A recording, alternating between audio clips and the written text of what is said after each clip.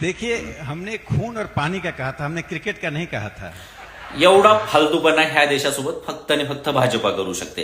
ह्या लोकांनी तुम्हाला ग्रहित धरलेलं आहे. हे लोक काही सांगतील त्याच्यावरती हा अख्खा देश नंगा नाच करतोय, हे त्यांचा गैरसमज झालेला आहे.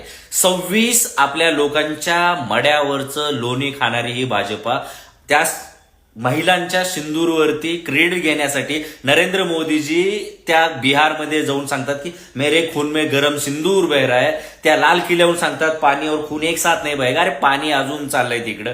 तुम्ही क्रिकेट थांबवू शकत नाही, तुम्ही पाणी कधी थांबवणार? त्या अमित शहाच्या पोराला लेकराला कामधंदा भेटला पाहिजे म्हणून भारत पाकिस्तानची मॅच चालू केलेली आहे त्यांनी.